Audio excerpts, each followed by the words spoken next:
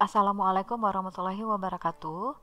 Video kali ini menjelaskan lanjutan metode inference engine, yaitu backward chaining, di mana untuk yang forward chainingnya sudah dijelaskan di video yang lalu.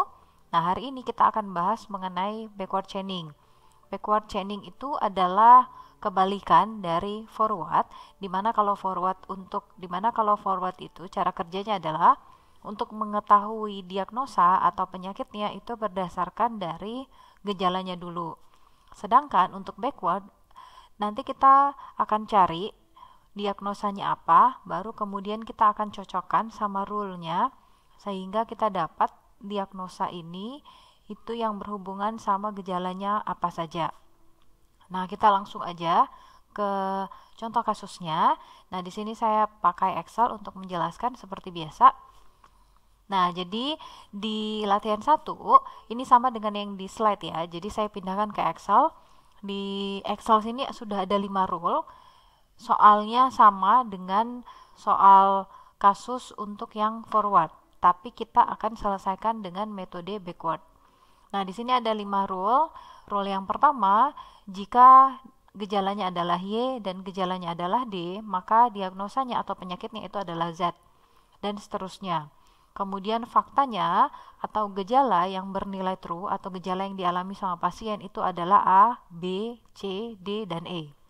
Goalnya yang akan kita buktikan apakah dari fakta ini, apakah pasiennya mengidap penyakit Z, atau apakah diagnosa Z-nya ini bernilai true atau tidak. Nah, untuk yang backward, di sini kita ada perbedaan. Kalau forward itu langsung database saja, tapi untuk yang backward itu ada stack. Jadi apa itu stack? Stack itu adalah runtutan dari diagnosanya, sehingga nanti yang stack bernilai true itu yang kemudian akan dipindahkan ke dalam database untuk menghitung berapa iterasi. Jadi stack ini adalah uji coba diagnosa. Nanti kalau misalnya diagnosanya bernilai true, yang dari stack ini baru kemudian kita pindahkan ke database. Jadi perbedaannya itu, kalau di backward kita butuh stacknya. Nah, kita mulai. Jadi pertama, cara kerja yang pertama, kita akan cari goalnya. Jadi goalnya adalah Z, maka langkah pertama, goal yang kita cari itu kita masukkan di stack. Oke. Nah, selanjutnya seperti yang saya bilang tadi, kita mulai dari diagnosanya dulu. Maka dari stacknya, sekarang kita fokus ke stack, database-nya nanti. Nah, kita ke stack dulu. Kita lihat di stack ini ada huruf Z. Maka kita cari di dalam 5 rule ini yang menghasilkan Z itu yang mana. Jadi di sini ada rule 1. Rule 1 itu kan yang menghasilkan Z. Maka kita lihat untuk mendapatkan Z, maka di database harus ada Y dan ada D. Kita lihat database-nya, di database itu hanya ada D, sedangkan Y-nya tidak ada. Nah, karena untuk menghasilkan Z itu butuh Y dan D, maka yang tidak ada di database itu harus dimasukkan ke dalam stack. Oke. Jadi apa yang menghasilkan Z, yaitu Y dan D, maka masukkan di stack jika tidak ada di database. Kita lanjut. Sekarang balik lagi ke stacknya. Kita selalu fokus pada back, jadi pada huruf terakhir di stack. Nah, kita lihat huruf terakhir di stack itu adalah Y, maka cari rule yang menghasilkan Y. Di sini ada rule 2, jadi untuk mendapatkan Y, di database harus ada X, B, dan E. Di database ada B, ada E, X-nya tidak ada. Karena menghasilkan Y itu juga perlu X, maka yang tidak ada di database kita masukkan di dalam stack. Oke, sekarang kita lanjut. Kita lihat lagi, balik lagi ke stacknya.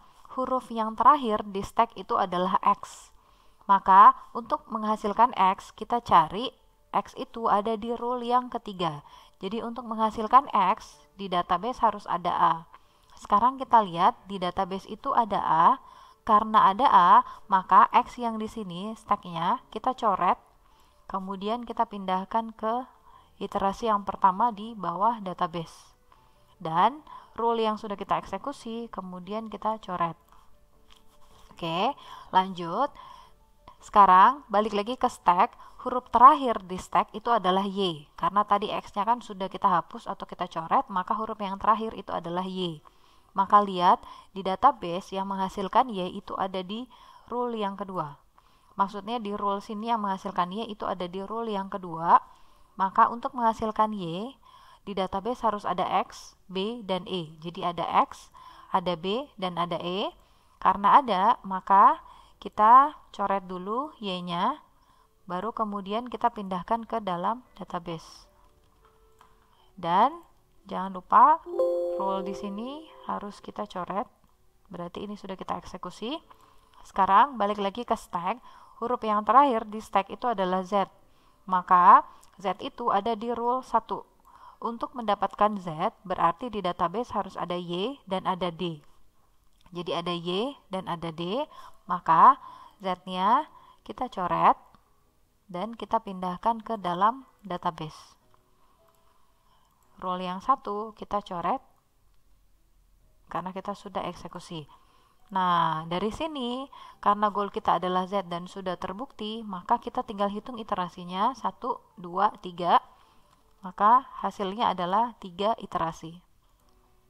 Nah, kita lihat perbedaannya untuk yang metode forward. Kalau forward itu kan dia berurut dari rule yang pertama, kedua, 3, 4, dan 5. Makanya dengan metode forward itu rule 4-nya juga bisa kita dapat sebagai iterasi. Sedangkan untuk metode backward, kita hanya lihat dari diagnosa apa dulu yang mau kita cari. Jadi pertama kita cari dulu Z-nya, baru kemudian cari Z yang mengandung Z itu adalah Y dan D. Jadi untuk penyelesaian backward chaining itu tergantung urutan stacknya, tidak berurut berdasarkan rule 1 dan rule seterusnya. Itu untuk metode yang backward. Jadi perbedaannya kalau backward itu iterasinya lebih sedikit karena tidak harus hanya berdasarkan pada gejala yang dialami untuk penyakit Z saja. Nah, ini untuk contoh kasus yang pertama. Kemudian kita lanjut untuk contoh kasus yang kedua. Yang kemarin soalnya itu jika demam di atas, jika suhu tubuh di atas 38 derajat Celcius, maka penyakitnya adalah demam. Nah, seperti yang saya perlihatkan di sini. Oke. Nah, ini soal yang sama dengan soal yang minggu lalu, kemudian akan kita bahas dan akan kita selesaikan menggunakan metode backward chaining. Nah, dari sini tadi kemudian kita akan buktikan apakah pasiennya mengidap penyakit batuk kerajan dengan gejala yang dialami adalah A, C, dan M. Nah, di sini soal yang kedua kita selesaikan lagi, jadi tetap ada stacknya. Faktanya adalah ACM, goalnya adalah K. Nah, langkah pertama adalah seperti tadi, goalnya kita masukkan ke dalam stack. Oke, kemudian kita cari yang menghasilkan K itu di rule, ada di rule yang keempat. Oke, jadi untuk menghasilkan K berarti ada di rule yang keempat. Sekarang kita lihat rule yang keempat. Untuk menghasilkan K di database harus ada H dan M. Di database ada M, H-nya tidak ada, maka kita masukkan ke dalam stack. Oke, balik ke stack, huruf yang terakhir di stack itu adalah H. Maka kita lihat H itu ada di rule yang ketiga. Maka sekarang kita lihat untuk menghasilkan H di database harus ada B dan P atau B dan L. Nah, untuk yang backward chaining, semua huruf baik dia menggunakan operasi AND atau menggunakan operasi OR, maka semua harus kita masukkan ke dalam stack. Jadi kita lihat B itu tidak ada, P tidak ada di database, dan L juga tidak ada di database, maka kita masukkan semua. Kenapa harus masuk semua? Karena kita tidak tahu nanti yang akan dibuktikan itu apakah P atau L. Nah, kemungkinan dua-duanya bisa, salah satu juga bisa. Maka semua stack, semua huruf itu perlu masuk ke dalam stack selama dia tidak ada di dalam database. Sekarang kita balik lagi ke stacknya. Kita lihat huruf terakhir kita di stack itu adalah L. Nah, kita cari di sini dari rule yang pertama sampai dengan rule yang kelima itu tidak ada yang menghasilkan L.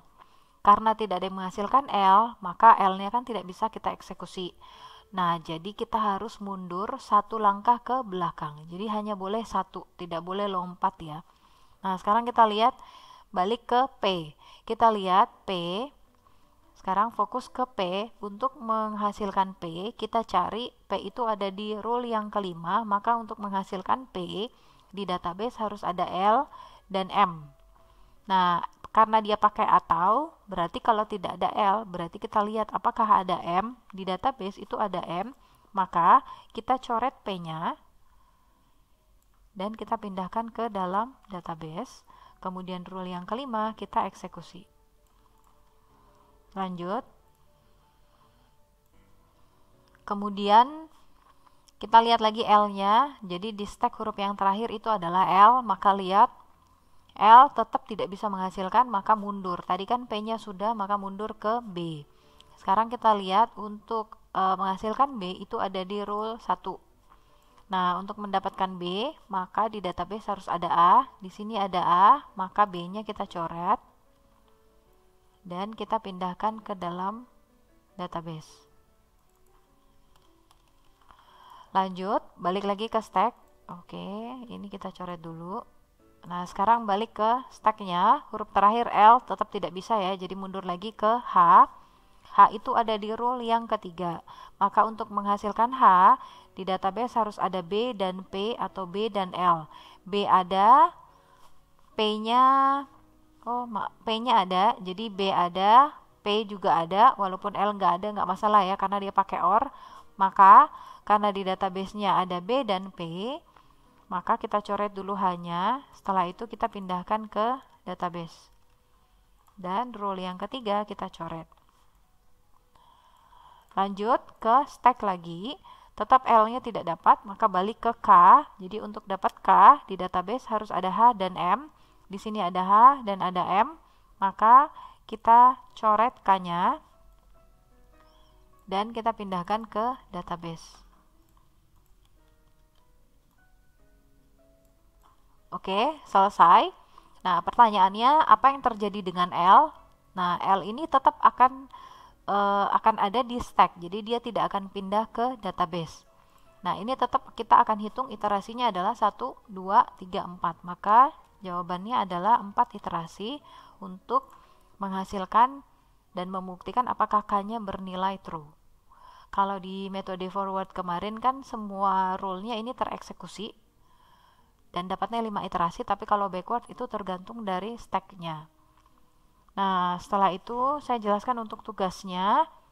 Nah, di sini tugas yang harus Anda kerjakan itu adalah tugas 1 dan tugas 2. Untuk tugas 2 ini sama dengan soal yang minggu lalu, yaitu goalnya ada 2.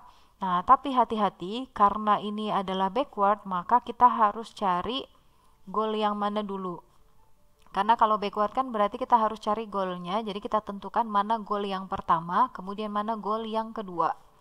Nah, di slide sudah saya buat. Jadi, goal yang pertama itu adalah yang ada angka 1 di sini. Ini berarti goal yang pertama yang harus kita cari dulu. Baru kemudian goal yang keduanya adalah Nunung sakit. Itu adalah goal kedua. Jadi, nanti tetap berurutan. Baru kemudian Anda hitung berapa iterasi untuk masing-masing goalnya. Jadi yang pertama harus Anda cari adalah goal yang pertama, baru kemudian goal yang kedua. Faktanya adalah kotak biru yang transparan seperti ini ya. Sama seperti minggu lalu soalnya. Nah, kemudian soal untuk tugas yang pertama ini agak berbeda sama tugas yang minggu lalu. Kalau yang minggu lalu itu kan pakai yang pakarnya adalah penasehat keuangan. Nah, kalau ini tugasnya sudah saya buatkan ke dalam huruf seperti ini. Nah, kemudian di rule yang ke-6, ini Anda harus perhatikan baik-baik bahwa di sini ada OR. Ketika OR-nya di depan dan ada buka kurung B dan G, maka ini pilihannya adalah Anda hanya pilih satu saja.